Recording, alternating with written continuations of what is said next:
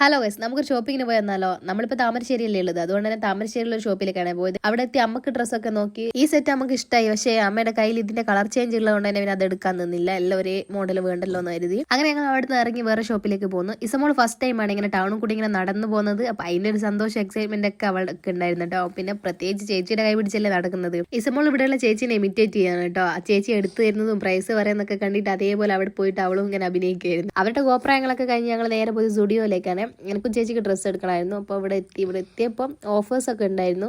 പക്ഷേ വലിയൊരു എന്താ പറയുക, ഇഷ്ടപ്പെട്ടോന്ന് വെച്ചാൽ ഇഷ്ടപ്പെട്ടില്ലേന്ന് വെച്ചാൽ ഇഷ്ടപ്പെട്ടില്ല, അങ്ങനത്തെ രീതിയിലുള്ളതായിരുന്നു. ഇസമോക്കും സിയമോക്കും ഇവിടെ എത്തിയപ്പോൾ കിട്ടിയ കൂട്ടാട്ട ഇത്. ഇവരെവിടെ പോകുന്ന അവരെ ബേക്കിൽ ഇയാളും ഉണ്ടാവും. ഇസമോക്ക് അമ്മോട് ഭയങ്കര സ്നേഹപ്രകടനമായിരുന്നു കേട്ടോ. അവളെ കെട്ടിപ്പിടിക്കുന്നുണ്ട്, ഉമ്മ കൊടുക്കുന്നുണ്ട്, അമ്മോടെ ബേക്കിൽ തന്നെ ഇങ്ങനെ പോകുന്നുണ്ട്. പിന്നെ അധികം നിർത്തിയ പ്രശ്നമാണെന്ന് തോന്നിയപ്പോൾ ഞങ്ങൾ മെല്ലെ ഇങ്ങോട്ടേക്ക് കൂട്ടി. ഞാനും ചേച്ചിയും പിന്നെ കൈ കിട്ടിയതൊക്കെ വാരി കെട്ടി ഇങ്ങനെ ട്രയൽ റൂമിലേക്ക് പോകുന്നു. ഇവിടെ എത്തിയിട്ട് ഇട്ട് നോക്കിയിട്ട് പറ്റുകയാണെങ്കിൽ എടുക്കാന്നുള്ള രീതിയിൽ. പക്ഷെ ഇട്ടപ്പോൾ ഞങ്ങൾക്ക് ഒന്നും ഇഷ്ടമായില്ല, അതുകൊണ്ട് ഒറ്റ എടുത്തില്ല.